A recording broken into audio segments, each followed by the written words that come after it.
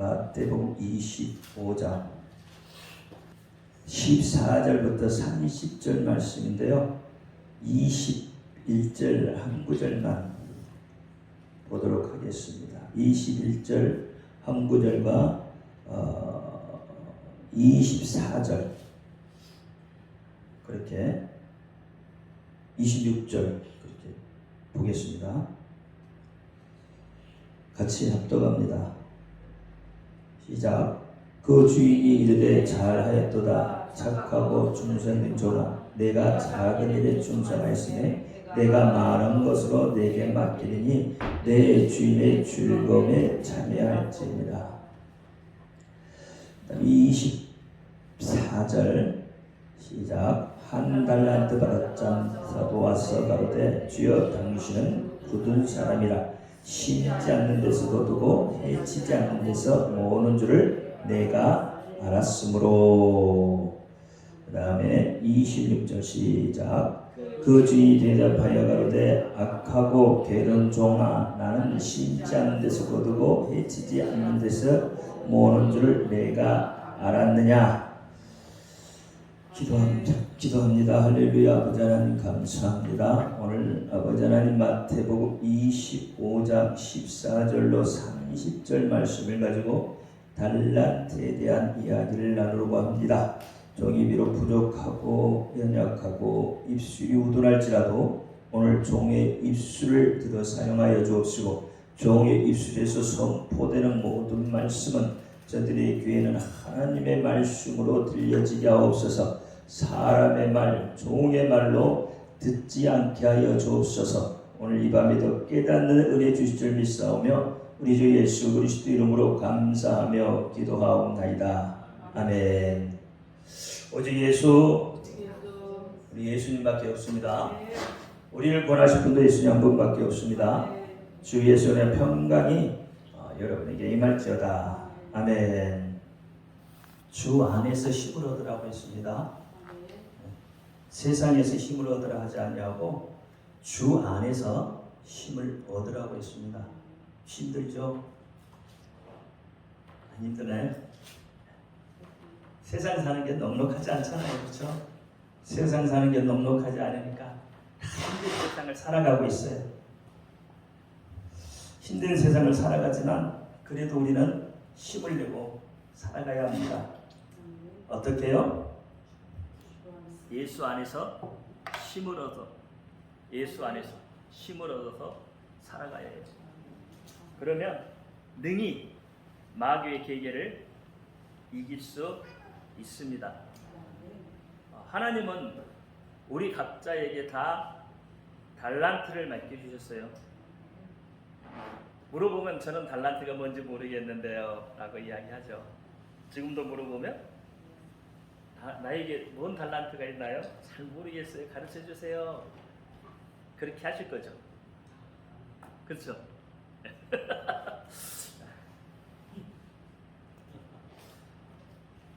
다 달란트를 하나님이 주셨어요. 누구든지. 본인이 모르는 거죠. 달란트에는 선천적인 것도 있고 후천적인 것도 있어요. 근데 여러분이 달란트가 뭐냐고 물어보면 자꾸 선천적인 달란트만 가지고 이야기하다 보니까 내 달란트가 뭔지를 모르는 거죠. 내게는 아무런 재능이 없는 것 같아. 그렇잖아요. 내가 부모에게서 뭘 물려받았지?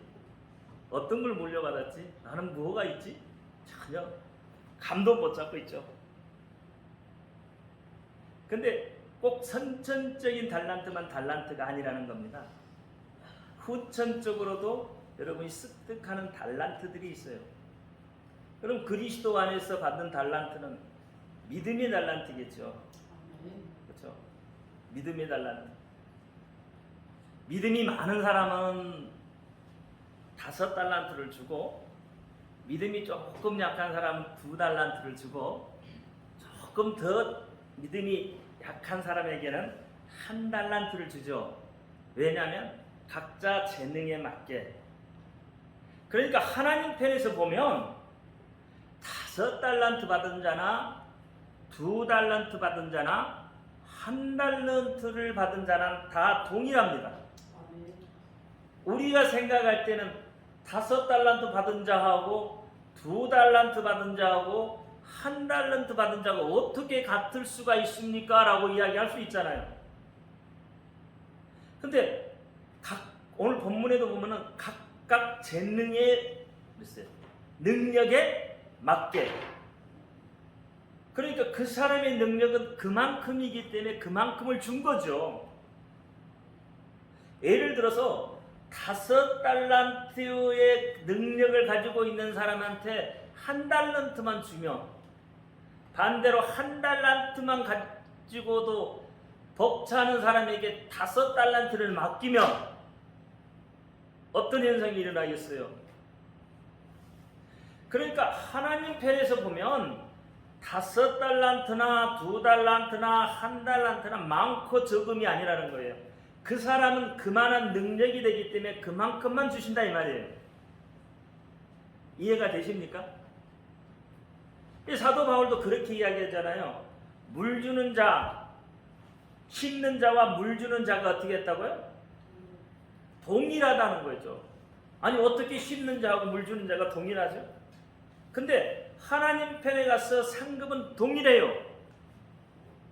그렇죠? 그러니까 5달란트 받은 자가 열심히 일해서 5달란트를 남겼잖아요. 그러니까 주인이 뭐라고 그랬죠? 착하고 충성된 종아, 내가 작은 일에 충성했으니 주인의 잔치에 참여하라 라고 하죠. 그러면 2달란트 받은 자가 열심히 일했어요. 그 2달란트를 남겼어요. 그러면 2달란트를 남긴 자에게는 다 이야기했나요? 2달란트 남긴 자에게도 하나님 주인은 동일하게 똑같이 이야기하더라는 거죠. 착하고 충성된 종아,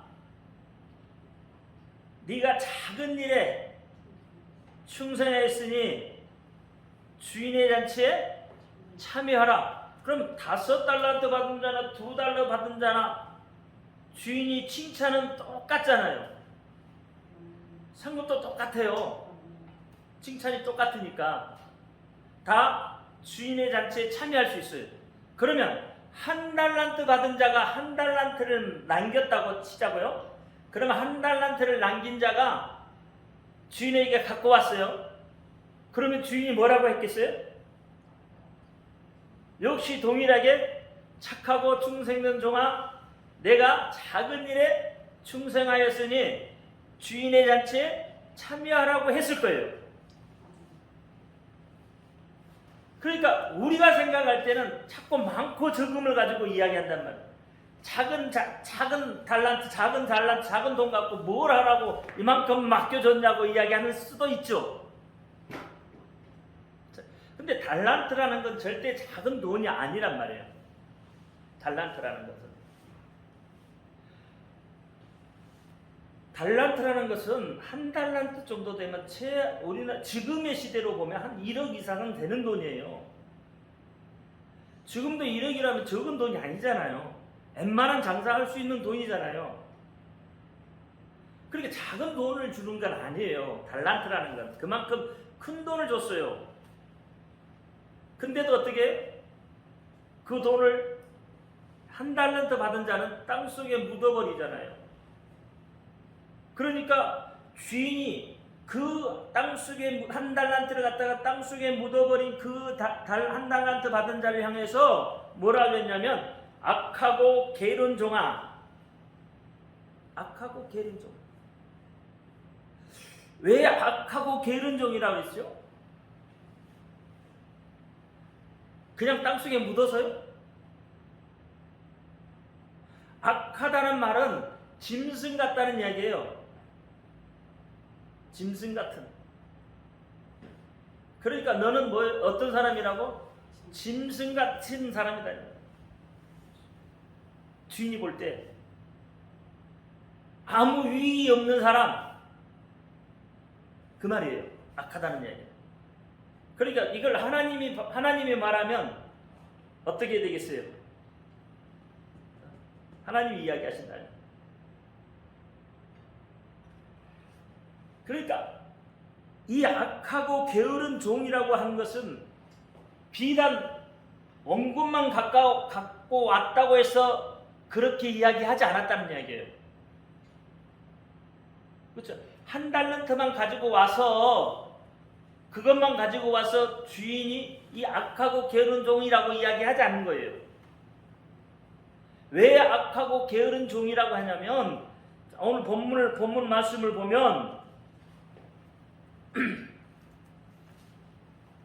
악하고 게으른 종이 한 이야기가 있어요. 한 달란트 받은 자가 한 이야기가 뭐죠? 24절에 한 달란트 받은 자도 와서 가로되 주여 당신은 굳은 사람이라 심지 않는 데서 거두고 해치지 않는 데서 모으는 줄을 내가 알았사옵나이다. 그러므로 두려워서 나가서 당신의 달란트를 땅에 감추어 두고 보소서 당신의 것을 받으소서. 그랬단 말이에요. 그러니까 이 말은 무슨 뜻이에요? 이 말은 주인이 자기에게 한 달란트를 맡겨줬지만 그 주인은 어떤 주인이라고요? 그 주인은 어떤 주인이라고 말해요? 굳은 사람이다 그랬잖아요. 그 주인은 굳은 사람이에요. 그러니까 당신은 나쁜 사람이요. 당신은 심지 않는 데서 거두는, 그렇잖아요. 심지도 않는 데서 거둘 수 있는 당신은 그런 사람이라는 거예요. 그러면서 이야기를 하잖아요. 그러니까 이 한 달란트 받은 사람을 향해서 주인이 악하고 게으르다고 한 이유는 이 한 달란트 받은 자가 주인의 것을 주인에게 어떤 이익을 끼치지 못한 것도 있지만 자기의 주장이 나왔다는 거죠. 자기의 뜻이 나왔다는 거죠. 자기의 사상이 나와요. 자기의 생각이 나와요. 자기의 방법이 나와요. 자기의 경험이 그 속에 나와 있는 거예요. 그러니까 자기의 이론과 자기의 철학과 자기의 사상을 주장해서 지금 이야기하고 있는 거예요. 실제로 주인은 돈을 맡길 수 있는 사람은 주인이 어느 정도 믿기 때문에 맡기는 거예요. 주인이 전혀 모르는 사람에게 아니면 맡길 수 없는 사람이 맡기지 않잖아. 그래도 너는 이 정도의 분량을 가지고 얼마든지 할 수 있다고 생각해서 주인이 맡긴 거잖아요. 근데 주인의 뜻은 아랑곳하지 아니하고 자기의 생각만 하는 거예요. 그러면 하나님이 오늘날 우리에게 맡겨주신 어떤 일들이 있었을 때 우리는 못합니다 라고 이야기한다 이 말이에요. 뭐에서 못하고 이래서 못하고 저래서 못한다고 하는 거죠. 그러면 여기에는 누구의 생각이 들어가는 거죠? 자기의 생각이 들어가요. 자기의 주장이 들어가고 자기의 철학이 들어가는 거예요. 자기의 경험상 나는 못합니다 라고 하는 거예요. 그렇죠? 그러니까 어떻게 해요? 악하고 게으른 종이라는 거예요. 하나님도 우리가 못한다고 하면 악하고 게으른 종이라고 하는 거예요. 왜? 하나님은 우리에게 맞는 분량만큼 일을 맡기셔요. 여러분 입 가지고 계시죠? 그러면 하나님이 가장 기뻐하시는 일은 뭘까요? 무엇을 하나님이 기뻐하실까요? 무엇을 해야 하나님이 가장 기뻐하신다고 생각을 하세요? 예배, 영어 구원 다 맞죠. 다 맞죠. 근데 하나님이 가장 기뻐하는 것은 예수를 증거하는 거예요. 예수님이 누구죠? 예수님은 누구신가요? 예수님은 하나님의 아들이라고 하죠. 그러니까 독생하신 하나님 안에 계신 또 다른 하나님이신 거죠. 어떻게 보면 그분이 인간의 모습을 입고 이 땅에 오신 거예요. 그러니까 하나님은 모든 관심이 어디에 있냐? 자기 몸에 있는 거예요. 자기에게 있는 거죠. 어떻게 보면. 그렇죠. 자기 아들이니까. 그러니까 하나님은 모든 관심이 어디에 있다고요? 아들에게 있는 거예요. 예수에게 있는 거예요. 하나님도 자기의 이름을 엄청나게 중요시합니다. 어마무시하게 중요시. 당신의 이름이 망령되이 일컫는 것을 하나님은 견디지를 못하셔요.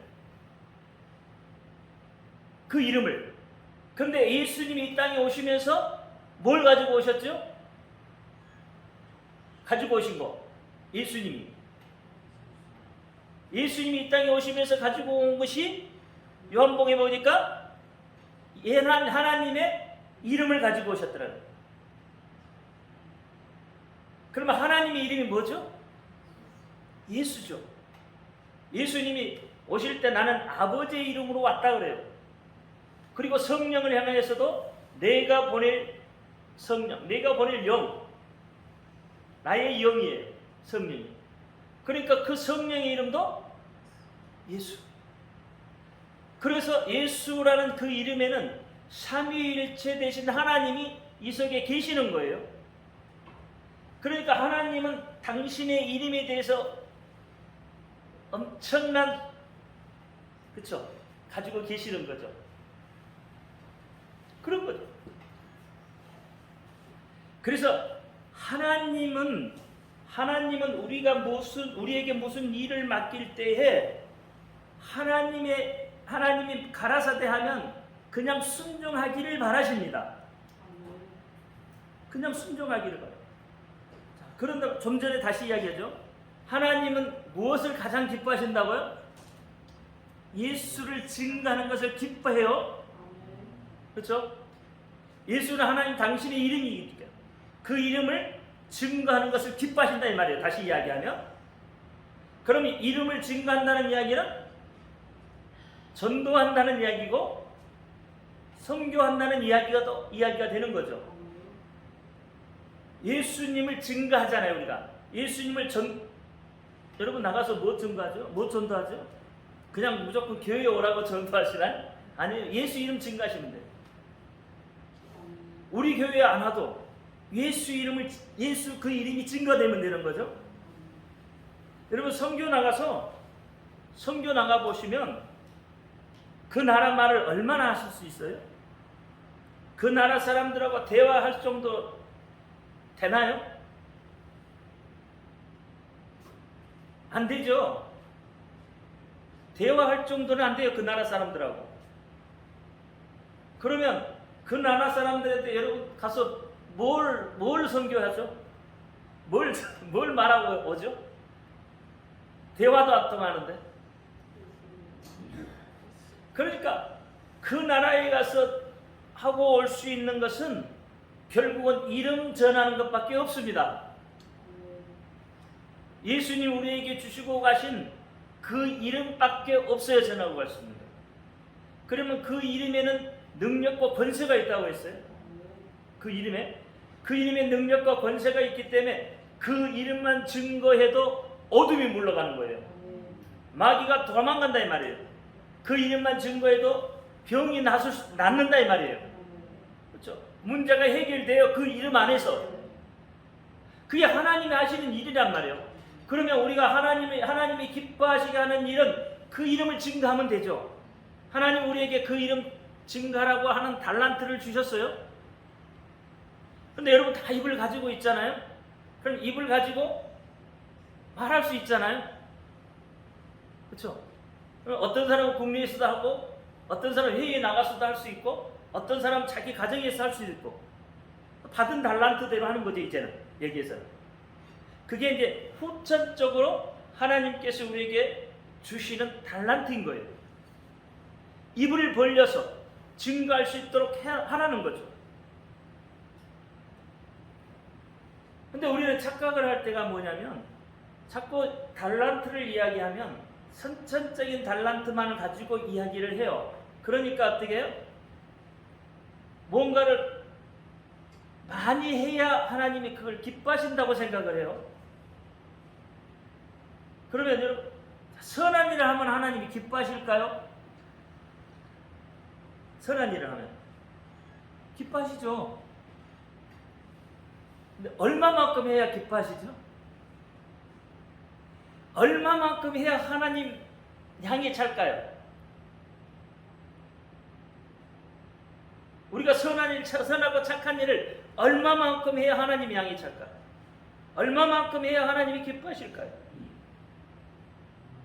이게 사람들에게 물어보면 왜 그리스도인들은 그러면서 이제 이야기하죠. 그리스도인들은 선하고 착한 일을 해야 되는 존재들이죠. 어떻게 보면 우리가 조금 나쁜 짓 하면 저 믿는 것들이 잘한다고. 당연히 그렇죠. 그게 왜 그러냐면 선하고 착한 일에다가 초점을 맞추고 있기 때문에 그래요. 우리는 선하고 착한 일에 초점을 맞추는 게 아니라 예수에게 초점이 맞춰져야 돼요. 그렇잖아요. 예수에게 초점이 맞춰져야 되는데 선하고 착한 일에 초점을 맞추다 보니까 우리가 어떻게 조금만 좀 안 좋은 일 하면 손가락질 받는 거예요. 다른 종교인들은 나쁜 짓을 해도 별로 표가 안 나잖아요. 표 안 나잖아요. 표 나나요? 표 안 나요. 근데 그리스도인만 조금만 나쁜 짓 하면 그게 초점이 뭐냐면 예수에게 초점이 있는 게 아니라 행위에 초점이 맞춰져 있기 때문에 그렇다. 행위. 아니요. 행위 갖고 우리가 구원을 못 받아요. 얼마만큼 해야 여러분 하나님이 구원을 해주시겠냐고요. 얼마만큼 착한 일을 해야 구원해 주시겠어요. 얼마만큼 착한 일을 해야 하늘나라 데리고 가시겠어요. 제가 늘 이야기하죠. 예수 안 믿는 사람도 착한 일 한다니까요. 그럼 그 사람들 다 천국 가야 되잖아요.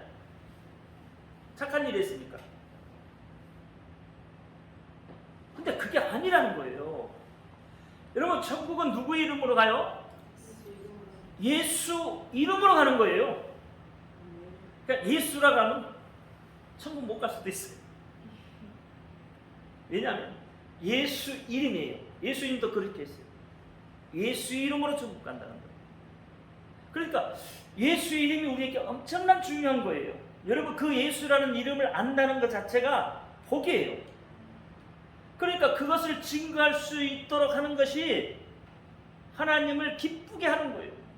다른 게 아니에요. 착한 일에서 하나님 기뻐하는 게 아니고 뭐 많이 가져야 하나님이 기뻐하는 게 아니에요. 하나님이 기뻐하시는 것은 오직 예수예요. 여러분 왜 하나님이 여러분을 사랑하고 왜 여러분을 하나님이 이뻐서 어쩔 줄 모르죠? 뭐 때문에? 여러분 안에 예수가 있기 때문에 그래요. 예수 이름이 여러분 안에 계시기 때문에 있기 때문에 그 이름 때문에 하나님이 여러분에게 모든 관심을 쏟고 여러분을 사랑하는 거예요. 예수 이름이 없으면 하나님이 사랑하지 않아요. 하나님 관심 받게 해요. 내가 예수 믿는다고 해도 그 이름을 모르면, 그렇죠? 이름이 하나님의 이름이죠. 이름을 모르면 달리 될 수도 있어요. 우리 인간은 눈에 보이는 현상을 중요시해요. 그렇죠? 지금 예수님 안 계시잖아요. 눈에 안 보이죠? 눈에 안 보이니까 어떻게 해요? 나쁜 짓거리 해도 예수가 모른다고 생각을 해요. 안 보이니까. 그런데 그렇지가 않다는 거예요. 하나님은 다 아셔요. 우리 속에 뭐가 있기 때문에 예수 이름이 있고 성령이 내 속에 계셔요. 그러니까 여러분이 아무리 숨어도 이미 알고 계시는 거예요. 숨어도 여러분 숨을 데가 없어. 숨을 데가 없어요.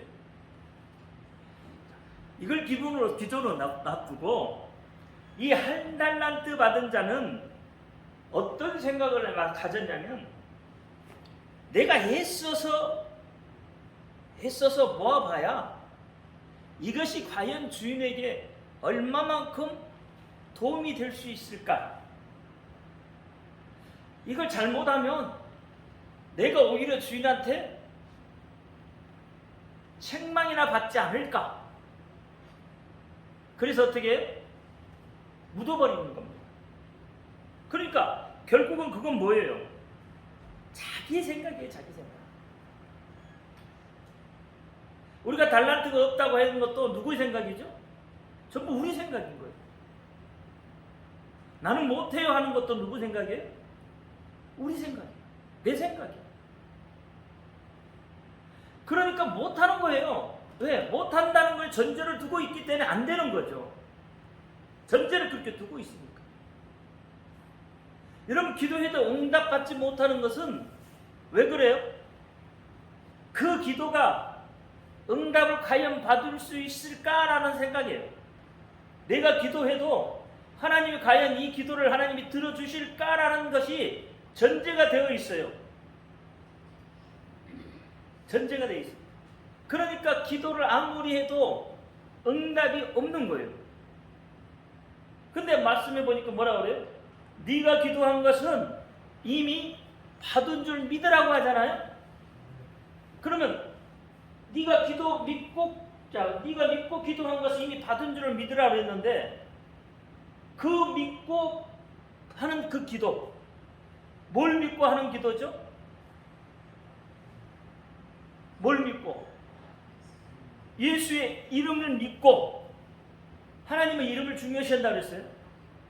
그러니까 예수의 이름을 믿고 하는 기도, 그러면 반드시 하나님이 들어주신다는 거예요. 그게 하나님의 약속이니까. 하나님의 약속을 내가 믿는다는 거죠. 그러니까 지금 당장 나타나지 않아도 이것은 분명히 하나님이 들어주실 수 있을 것이라는 거죠. 이게 전제가 되면 기도 응답이 되는데, 기도 실천하고 일어나서 뭐라 그러죠? 하나님 이거 들어주실까? 그러면 그게 뭐죠? 이미 그 기도는 안 되는 기도예요. 응답이 없는 기도예요. 왜? 이미 기도하고 난 다음에 나는 뭐예요? 뭐라고 하고 일어난 거죠? 이 기도를 하나님이 들어주실 것인가? 그렇죠? 이게 전제가 되니까 그 기도가 안 되는 거죠. 그 기도 중에 아이데오 기도라는 게 있습니다. 아이데오 기도는 당당하게 하나님한테 요구하는 기도예요. 당당하게. 어떻게 요구하죠? 여러분 어떻게 하나님한테 당당히 요구할 수 있죠?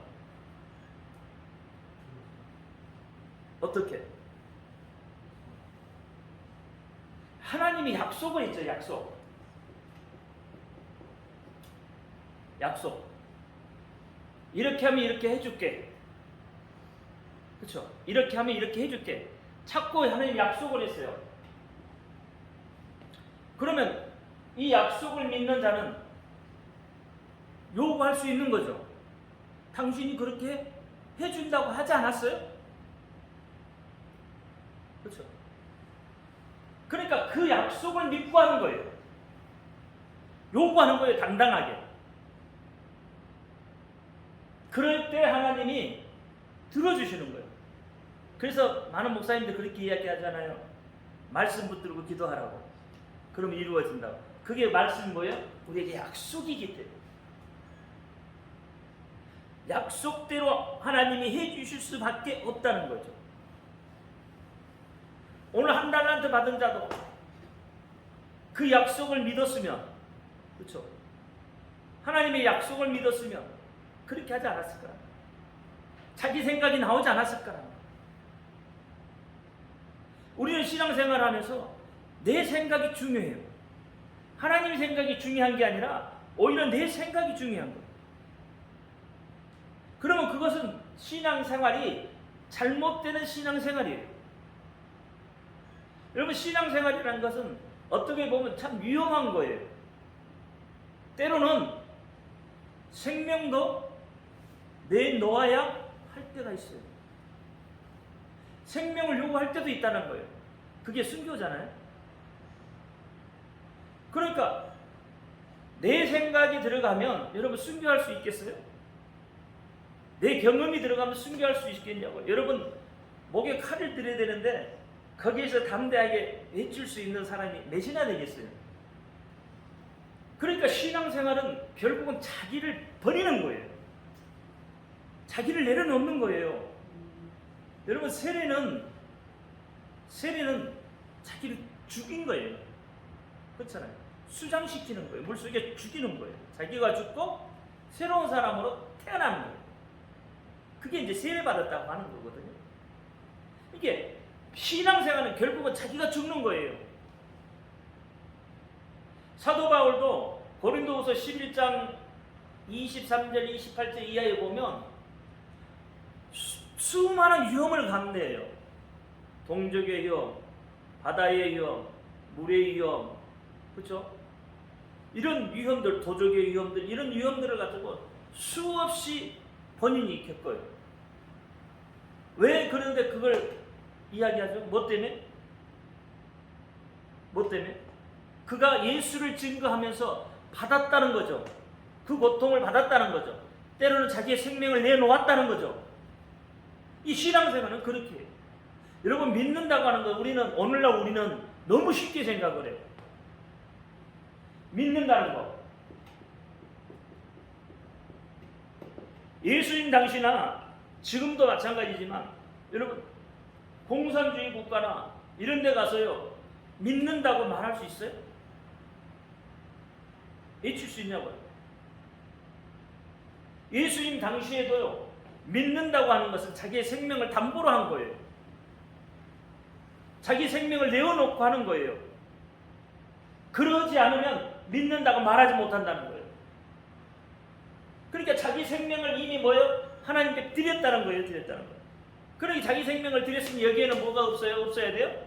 자기 생각이 나오면 안 되는 거죠. 자기 철학이 나오면 안 되는 거죠. 자기 경험이나 자기 방법이 나오면 안 되는 거예요. 자기의 사고가 나오면 안 되는 거예요. 자기 주장이 나오면 안 되는 거예요. 그럼 온전하게 믿음이 될 수가 없다는 이야기예요. 근데 오늘날 우리는 어떻게 하죠? 신앙생활을 하면서 자기의 생각들이 막 나오잖아요. 자기 주장과 자기의 이론이 나오잖아요. 때로는 목사님 왜 그래요? 라고 이야기하죠. 목사님 설교도 목사님 조금만 좀 이상한 소리 하고 목사님 왜 설교를 그렇게 해요? 이렇게 되죠. 그렇게 하는 사람들 많아요. 그러니까 그건 뭐냐면 자기의 생각이라는 거예요. 자기 주장이라는 거예요. 한 달란트 받은 자가 왜 악하고 게으른 종이라고요? 자기의 생각, 자기의 주장이 나왔기 때문에 그래요. 그럼 우리가 믿음 생활을 할 때도 어떻게 한다고요? 한 달란트 받은 자처럼 될 수 있다는 거예요. 자기의 주장이 자꾸 나오면 하나님의 몸된 교회가 무너질 수 있어요. 하나님의 몸된 교회가 깨지는 거예요. 왜? 여러분, 큰 교회에서 장로님들하고 이렇게 싸우잖아요. 주의종하고 새로운 주의종들하고 막 싸워가지고 교회가 막 깨지잖아요. 그게 왜 그럴까요? 자기 주장이 나왔기 때문에 그래요. 자기의 철학이라는 거예요. 그래서 저는 철학이란 말을 사실 별로 좋아하지 않았습니다. 교회 안에서 철학이, 어떤 분들 이제 뭐 좀 장로님 같은 분들이 이렇게 교회 한 번씩 가서 예배드리고, 목사님 철학이 뭐예요? 나 철학 없습니다. 저는 철학 없습니다. 이 철학이란 말을 별로 좋아하지 않아요. 저는 예수만 전합니다. 이 굳이 철학이라고 한다면 예수 전하는 게 철학입니다라고 이야기할 수가 있겠죠. 그러니까 그 철학이 많아지면, 자기 주장이 많아지면 깨지게 되어 있는 거예요. 그래서 싸움이 나는 거죠. 그래서 큰 교회들 막 깨지고 무너지고 그러는 거예요. 그러나 예수님은 그렇게 말하지 않잖아요. 서로 하나 되라고 하죠. 그 말은 뭐냐면 자기 주장을 하지 말라는 거예요. 자기 주장하지 말고 누구의 주장만? 하나님이 말씀하시는 대로. 그렇죠? 하나님이 가라사대 하면 하라는 거예요. 근데 하나님이 가라사대 하는데도 자기 주장이 나와요. 그게 한 달란트 신앙인 거예요. 우리는 예수님이 순종하라면 그냥 순종하면 되는 거예요. 하나님이 가라사대에서 하라면 무조건 따르는 거예요. 왜냐하면 우리는 하나님이 무엇을 하실지 우리는 몰라요. 하나님이 무엇을 하실지 알면, 그렇죠? 그분은 하나님이 아닌 거예요. 하나님은 우리의 생각을 뛰어넘어 계시잖아요. 우리가 아무리 하나님을 알려고 해도 하나님을 다 알 수가 없어요. 우리가 아는 것은 빙산의 일각일 뿐이에요. 하나님이라는 그분에 대해서 빙산의 일각 조금 아는 거예요. 근데 그 조금 아는 걸 가지고 하나님을 다 한 것처럼 이야기해요. 그렇죠? 그러니까 우리가 빙산의 일각인데 이 하나님을 우리가 다 한 것처럼 이야기하면서 여기에 있다고 우리 생각을 자꾸 집어넣으면 누가 하나님인 거예요? 그분이 하나님인가요? 내가 하나님인가요? 하나님은 우리가 생각하지 못하는 것들을 하시는 분이잖아요. 우리가 할 수 없는 일들을 하나님은 하시는 분이잖아요. 그분이 하나님이시죠. 우리 능력으로 할 수 없기 때문에 하나님 앞에 기도하고 하나님 이거 해달라고 하는 거죠. 여러분이 할 수 있으면 하나님이 기도 안 하잖아요. 여러분 다 해버리지. 그러니까 우리가 똑같이 생각한 하나님이라면 그분은 하나님이 될 수가 없는 거예요. 근데 우리는 자꾸 하나님 어떻게 우리와 똑같은 존재로 만들려고 해요. 이 하나님이 가라사대에도 내 생각이 나오고 자기 철학이 나오고 자기 경험이 나오고 자기 이론이 나오고 이렇게 된다. 그래서 믿음 생활이라는 것은 자기의 판단대로 하는 게 아닙니다. 믿음 생활을 자기 판단대로 하면 그것은 결국은 뭐예요? 한 달란트 받은 자일 수밖에 없습니다. 그러니까 하나님이 명령하면 그냥 하시는 거예요. 그냥 이유가 없어요. 하나님 하라면 하면 되는 거예요. 그런데 자기 생각대로 하는 것을 보면 하나님이 심지어는 말라기 1장 6절에서 10절 말씀을 보면 이런 말이 있어요. 한번 찾아보실래요? 말라기 1장 6절에서 10절 말씀. 믿음 생활을 이렇게 하는 사람들을 보고 하나님은 뭐라고 하냐면 보세요. 시작. 내 이름을 메시아는 지지하는도다. 나 만군의 여호와가 너희에게 이르기를 아들은 그 아비를 종 그 주인을 공경하나니 내가 아비일 줄때 나를 공경하니 어디있느냐. 내가 주인일 줄때 나를 두려워하니 어디있느냐 하나 너희는 이르기를 우리가 어떻게 주의 이름을 멸시하였나이까 하는도다. 너희가 더러운 것을 나의 간에 두고도 말하기를 우리가 어떻게 주를 더럽게 하는도다. 이는 너희가 주의 성은 분명히 여길 것이라 말함을 인하느니라. 만군의 여호와가 이르노라. 너희가 눈먼 희생으로 드릴 것이 어찌 악하지 아니하며 저는 거 병든 것으로 드릴 것이 어찌 악하지 아니하냐. 이제 그것을 너희 총독에게 드려보라. 그가 너를 기뻐하겠느냐 너를 감당하겠느냐. 만군의 여호와가 이르노라. 너희는 나 하나님께 은혜를 구하기를 우리를 불의히 여기소서 하여 보라. 너희가 이같이 행하였으니 내가 너희 중 하나님을 받겠느냐. 만군의 여호와가 이르노라. 너희가 내 단 위에 헛되이 불사르지 못하게 하기 위하여 너희 중에 성전문을 연 자가 있었으면 좋겠도다. 내가 너희를 기뻐하지 아니하며 너희 손으로 드는 것을 받지도 아니하리라. 아멘. 자, 여기 보니까 뭐라고 그래요? 성전문을 닫을 사람이 있으면 오히려 좋겠다고 해요. 성전문을 닫아버렸습니다. 성전은 하나님의 전이잖아요. 그 문을 차라리 닫아버리는 게 좋겠다. 그러니까 자기 생각과 자기 주장이 많으면 싸움이 나요. 그러면 결국은 어떤 일이 벌어지죠? 하나님의 영광이 가려지잖아요. 차라리 성전문이 닫아졌으면 그와 같은 일은 벌어지지 않을 거지 않냐. 그와 같은 일은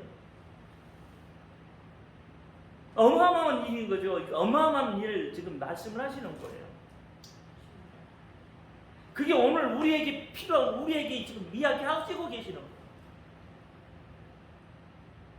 오늘날 우리가 믿음 생활을 하면서 하나님이 가라사대 하는데도 내 생각대로 해버리니까 그 믿음이 온전한 믿음이 되지 못하고 오히려 교회가 무너지고 하나님의 이름이 망령되이 일컬어지고 하나님의 영광이 가려져 버리고 그러면서 나는 그리스도인이에요. 그러면서 나는 믿는 사람이래요. 자기가 다 살아있는데 어떻게 믿는 사람이에요? 어떻게 하나님의 영광을 드러내는 사람이에요? 믿는다는 것은 아까 뭐예요? 자기 목숨을 담보로 했다니까요. 예수님 당시에 믿는다고 하면요, 여러분 죽이잖아요. 네로 시대 때는요, 믿는다고 하면 죽였어요. 심지어는 어떻게 해요? 왕궁에 촛대로 세워서 촛불을 켰어요, 사람을. 심지어 뭐 목베이 죽이는 것은 아무것도 아니에요. 동물이 찢어 죽이는 것도 아무것도 아니에요. 사람 가죽을 벗겨서 소금을 치기도 하고요. 그런데 그들은 그러한 믿음 속에서, 그러한 환경 속에서도 믿는다고 고백을 했다는 거예요. 그런 환경 속에서 목숨을 담보로 믿는다고 고백을 했어요. 근데 그 사람들이 자기 생각이 있고 자기 주장이 있었겠냐고요. 그 사람들에게 없었다니까요. 그들은 하나님이 가라사대 하면 그냥 어떻게 해요? 그냥 가는 거예요. 그냥 현장으로 들어가는 거예요. 하나님이 가라사대. 그들이 그와 같은 생각으로, 그와 같은 어떤 믿음을 가졌기 때문에 그 믿음을 오늘 지키고 있는 거고, 우리가 그래서 어떻게 다시 초대교회의 믿음으로 돌아가자고 하는 거예요. 자꾸 자기 생각 나타내지 말고 하나님의 말씀을 입각해서, 하나님 말씀에 입각해서 초대교회 신자처럼, 초대교회 성도들처럼 그렇게 가자는 거죠. 그렇게. 이렇게 가는 사람들이 5달란트를 감당하는 사람들입니다. 하나님이 그렇잖아요. 우리에게 각자가 맞게, 재능에 맞게 달란트 맡겼고, 오늘 본문에서도 주인이 어떻게 해요? 각자의 감당할 만큼 맡겼단 말이에요. 그러면 구약에서 5달란트를 가지고 그것을 잘 감당했던 사람은 다윗의 뿌리죠. 다윗의 뿌리. 그런데 다윗을 통해서 누가 나와요? 예수 그리스도가 나오는 거죠. 다윗을 통해서. 다윗의 뿌리에서 예수 그리스도가 나와요. 그러니까 다윗은 뭐예요? 예수를 이 땅에 보내시기 위한 도구로 쓰임을 받는 거예요, 다윗은. 그래서 그 계보, 예수 그리스도의 계보라 그러잖아요. 다시 말하면 예수 그리스도의 세계라. 마태복음 1장 1절에, 마태복음 1장 1절을 시작할 때 이것은 예수 그리스도의 세계라. 예수 그리스도의 세계라. 그러니까 마태복음에 나오는 이 예수 그리스도의 세계를 이야기하는 것은 뭘 말하고 있다고요? 다윗의 뿌리를 이야기하는 것은 예수를 말하기 위해서 그렇게 한다는 거예요. 그러니까 다시 이야기하면 예수님은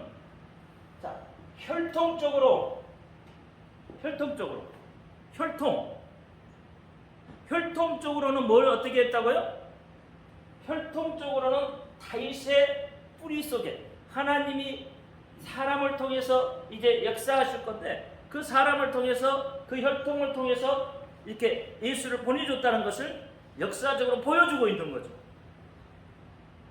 그러니까 우리가 말하는 다른 신들이 있잖아요. 신들은 과거 것에는 어디서 나왔다고요? 알에서 나왔다. 이게 혈통이 없어요. 혈통이. 그렇죠? 그냥 사람이 어떻게 해서 만들어낸 거지 혈통이 없는 거예요. 그런데 그걸 가지고 우리는 신이라고 해요. 그러니까 예수는 그런 신하고는 다르다는 거예요. 그런 신이라고. 그래서 하나님이 혈통적으로 뭐예요? 예수를 보내셨다는 거예요. 다시 이야기하면 어떤 너희들이 생각하는 어떤 그런 그냥 존재가 아니라는 거죠. 그런 존재가. 그냥 뭐 형체도 없고 막 너희들이 말하는 그런 이상한 존재의 신이 아니라는 거예요. 자, 창세기에 보면 우리는 누구의 모형을 닮았다고요? 누구의 형상을 닮아요? 하나님의 형상과 하나님의 모형을 닮은 자들이에요. 그러면 우리는 하나님의 형상과 하나님의 모형을 닮은 자예요. 자, 형상은 하나님의 속성을 이야기합니다. 쉽게 이야기하면 그래요. 모형은 예수를 이야기하는 거예요. 그래서 예수라는 고린도 전서인가요? 여기 보면은 우리는 예수 그리스도의 껍데기라고 해요. 다시 말하면 우리는 예수의 껍데기를 입은 자들이에요. 예수의 껍데기. 예수의 모형을 닮았다 이 말이에요. 그러니까 그 너희들 생각하는 그런 존재들이 아니고 실제로 이분은 계신다는 거예요. 이분이 하나님이 실제로 살아 계시다는 거예요. 하나님의 존재는 있다는 거예요. 그걸 말해주기 위해서 다윗의 혈통을 타고 내려오셨다는 거예요. 그래서 구약의 사람들은 뭘 기다리고 있냐면 메시아를 기다린 거죠. 메시아를 기다리면서 메시아가 오시기를 소원하면서 구약의 사람들이 계속 그렇게 걸어왔다는 거예요. 구약의 사람들.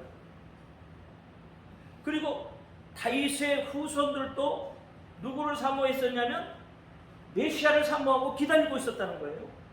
그 메시아가 누구라고요? 예수가 오셨다는 거예요. 예수가 혈통적으로 예수님이 족보를 타고 혈통적으로 이 땅에 오신 것을 말하고 있다는 거예요. 그러니까 여러분 구약에서 보면 유다의 며느리 다말은 그렇죠? 유다의 며느리 다말은 시아버지하고 잠자리를 가져서 아이를 낳아요. 왜 그러냐면 씨에 대한 문제거든요. 혈통에 관한 문제예요. 구약 시대에는 여자가 아이를 못 낳으면 그 저주라고 그래요. 그러니까 다말은 어떻게 해요? 그 저주를 깨고 나오는 사람이에요. 그래서 다말의 혈통이 다말 속에서 다말의 혈통을 타고 또 나오시잖아요. 왜냐하면 유다의 혈통이 중간에 끊기는 경우들이 있어요. 끊기니까 어떻게 해요? 끊기지 않게끔 하려니까 그렇게 되는 거예요. 끊기지 않게. 그래서 다말은 시아버지를 통해서라도 어떻게든지 그 씨를 잉태하는 거예요. 씨를 잉태하고 말잖아요. 그러면서 그 씨의 혈통을 타고 계속 나오는 거죠. 믿음의 계보를 타고 계속 나오는 거죠. 그래서 다윗의 뿌리는 5달란트 예수님이 이 땅에 오시도록 만드는 그 길을 만들어내는 거예요. 그 길을. 그래서 그것을 어떻게 해요? 5달란트를 감당했다 이 말이에요. 요한도 마찬가지입니다. 이스라엘 사람들은 누군가를 계속 기다려왔잖아요. 율법도 마찬가지 기다려왔어요. 그러니까 율법도 결국은 뭐예요? 예수 그리스도를 말하기 위해서 필요한 거고, 다른 선지자들도 누구를 기다리고 있어요? 예수를 기다리는 거고, 그렇죠? 메시아를 기다리는 거니까.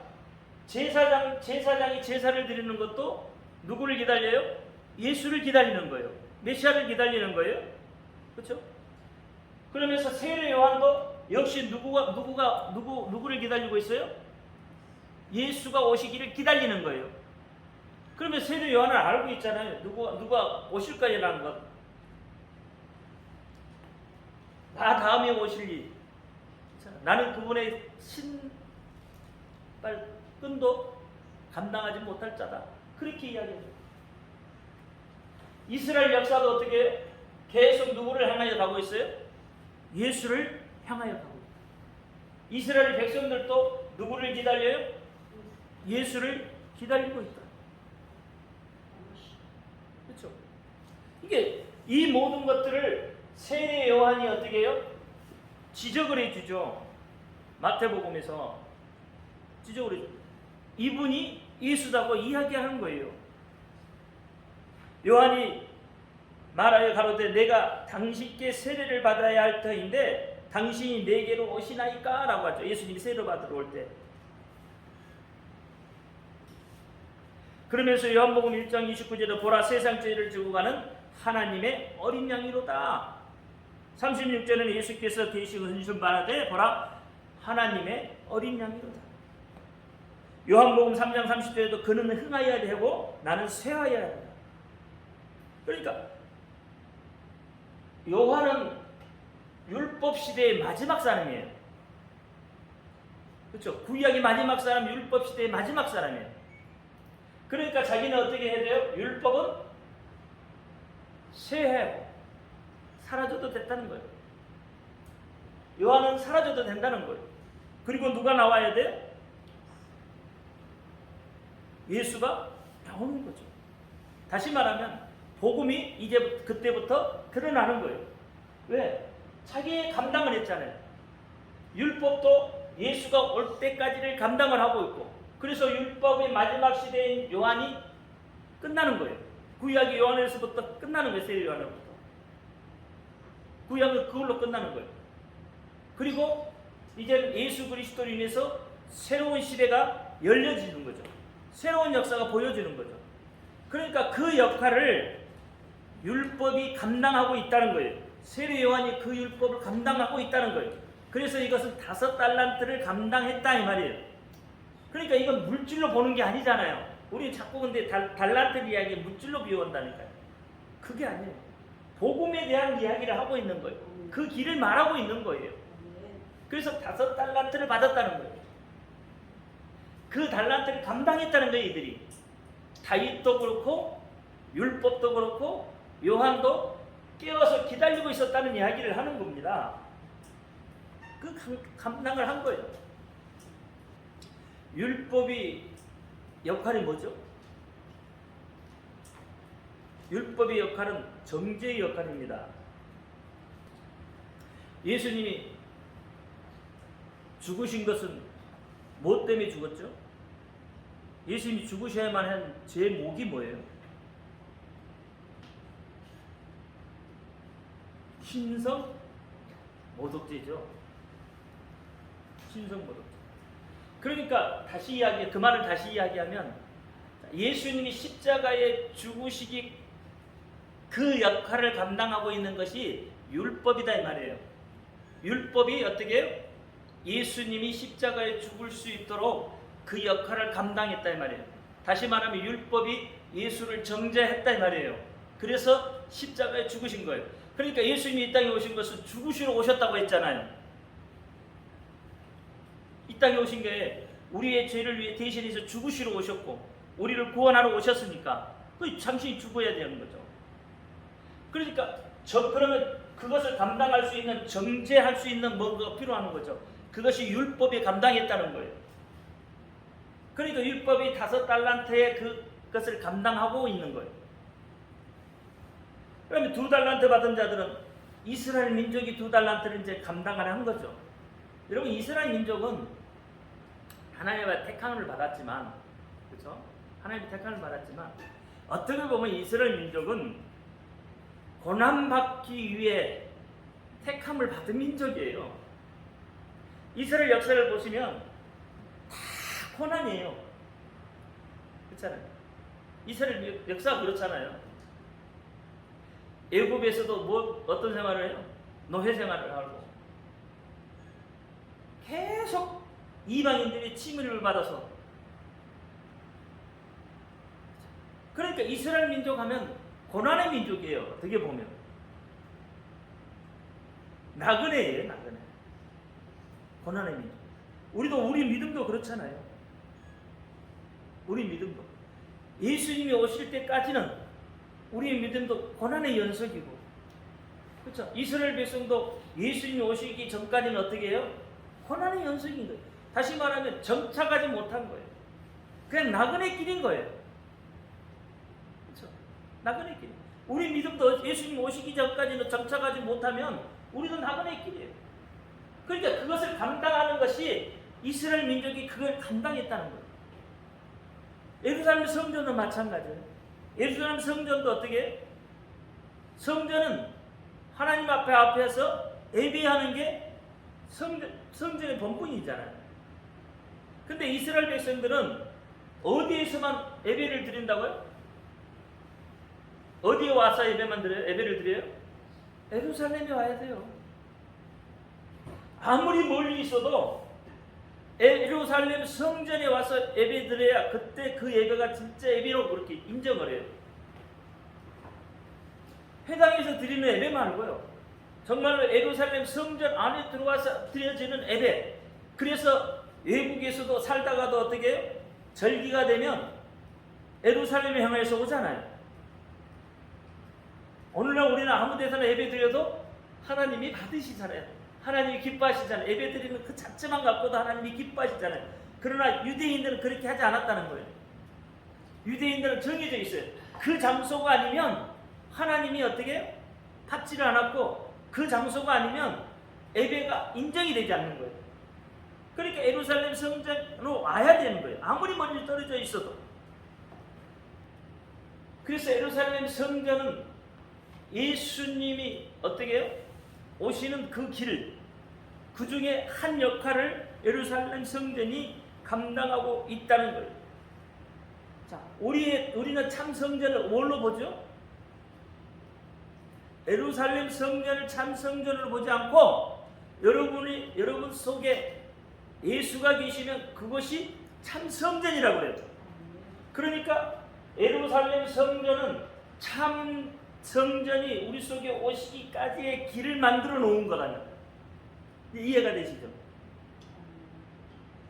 예수가 우리 속에 오셔서 성전이 되시도록 그 과정을 예루살렘 성전이 감당을 했다는 거예요. 그 과정을. 그러니까 이들은 뭐예요? 2달란트 받은 자들이에요. 그러면 1달란트 받은 자들은 어떨까요? 여러분, 예수 안에 와야 모든 게 다 있죠. 예수를 만나야 됩니다. 하나님을 만나야 돼요. 이스라엘 백성들은 기본적으로 그게 돼 있어요. 성전에 와야만이 누굴 만난다고요? 하나님을 만나게 돼 있어요. 그렇잖아요. 우리도 예수 안에서 하나님을 만나고요. 예수 안에서 사랑하고, 예수 안에서 용서하고, 예수 안에서 행복이 있고, 예수 안에 기쁨이 있고, 예수 안에 축복이 있잖아요. 그걸 우리가 참 성전이라고 해요. 예루살렘 성전도 어떻게 동일하게 이스라엘 백성도 그렇게 생각했다는 거예요. 성전에 와야, 예루살렘 성전에 와야 그곳에 하나님을 만나고, 그렇죠? 그곳에 와서 예배드림으로 해서 거기서 복을 받는다고 그렇게 생각을 했다는 거예요. 그러니까 참 성전이 예수가 오시기 전까지 역할을 예루살렘 성전이 해요. 1달란트 받은 사람은 제사장들이죠. 제사장들. 바리새인, 서기관, 사두개인들. 왜 1달란트 받은 자는 제사장이 되냐면 형식적인 예배를 드리는, 형식적, 진심이 없는, 그냥 누군가가 봐주기를 위해서, 누군가가 이렇게 와해주기를 바라서, 그래서 어떻게 납비들은 어떻게 광장에서 선생이라는 소리를 듣기를 좋아한다고 하잖아요. 그게 다 형식적인 거예요. 우리가 형식적인 예배 드리는 거 하나님이 기뻐하실까요? 형식적인 예배 하나님이 기뻐하지 않습니다. 그것이 뭐예요? 달란트를 땅에 묻는 것 아니 말이에요. 예수가 없는 예배, 예배를 드리기는 드리는데 예수가 없어. 그렇죠? 형식적으로 그냥 나와서 앉아 있는 거죠. 멍하니 앉아 있는 거죠. 제사장도 그렇단 말이에요. 제사장. 그게 제사장이 몸만 바라봐요? 아까 말라기서 뭐라고 했죠? 말라기서 1장에 예물을 어떻게 드렸다고요? 어떤 예물을 가져왔다고요? 형식적으로 했단 말이에요. 형식적으로. 차라리 그렇게 할 것 같으면 야, 성전만 닫아 이 말이에요. 성전만 닫아. 너 제사장 하지 마. 너 그렇게 형식적으로 할 것 같으면. 그렇게 형식적인 것은 하나님이 싫어요. 거기에 마음이 담겨져 있지 않는 것은 하나님이 싫어요. 여러분도 그렇잖아요. 누군가 대화할 때 건성으로 하면 싫잖아요. 그렇잖아요. 여러분 시큰 이야기하는데 듣는 사람은 그래. 영혼 없는 소리, 영혼 없는 대답 싫잖아요. 그러니까 요한복음 4장에 뭐라 그래요? 여기서도 많고 저기서도 많고 너희가 신령과 진정으로 예배 드릴 때 그때가 온다는 거죠. 그 예배를 신령과 진정으로 드려주는 그 예배를 하나님이 받으신다는 거죠. 형식적인 예배가 아니에요. 오늘날 우리 한국교회가 지금 형식적인 예배로 많이 돌아가 있잖아요. 다 그렇다는 이야기는 아니지만 바리새인, 서기관, 사두개인 다 평신도 지도자 역할이다. 근데 이들이 다 뭐예요? 자기 의를 내세우잖아요. 왜 하나님이 예수님이 바리새인과 서기관과 사두개인들을 향해서 이 독사의 새끼들아 그랬겠어요? 이 회칠한 무덤에 왜 그랬냐고요? 자기 의를 나눴죠. 자기 의. 사두개인도 자기 의를 나타내요. 사두개인이 어떤 사람들이에요? 착한 일 하는 사람들이에요. 사두개인들이. 그렇죠. 못 사는 사람들을 공개해주고 세워주고 막 하는 사람, 착한 일 하는 사람들, 공개해주는 사람들. 근데 그들이 어떻게? 형식적으로 묶여요. 그러니까 이렇게 형식적인 어떤 일수가 없는 것은 한 달란트를 땅에 묻는 것이다. 기억하십시오. 5달란트, 2달란트, 1달란트가 중요한 게 아니라 그걸 받는 게 중요한 게 아니라 하나님이 가라사대 했을 때 소리하지 않고 그냥 순종하는 게 그게 믿음이에요. 기도합니다. 할렐루야. 아버지 하나님 감사합니다. 오늘도 아버지 하나님 주신 말씀 잘 기억하게 하시고 그 말씀대로 아버지 하나님 살아갈 수 있도록 하나님 역사하여 주옵소서. 내 뜻, 내 생각이 드러나지 않고 오직 하나님이 말씀하신 대로 아버지 하나님 순종하며 갈 수 있는 정말 하나님 참 믿음을 가진 우리가 되어줄 수 있도록 그래서 하나님 우리를 천국으로 데려갈 수 있도록 역사하여 주옵소서. 우리 주 예수 그리스도 이름으로 감사하며 기도합니다. 아멘. 하늘에 계신 우리 아버지여 이름을 거룩히 여기며 받으시오며 나라의 마옵시며 뜻이 하늘처럼 것 같이 땅에서도 이루어진다. 오늘날 우리에게 일용할 양식을 주옵시고 우리가 우리에게 죄인들을 사하여 준 것 같이 우리 죄를 사하여 주옵시고 우리를 시험에 들지 말게 하옵시고 다만 악에 수고하옵소서. 나라와 권세와 영광이 아버지께 영원히 있사옵나이다. 아멘. 수고하셨습니다.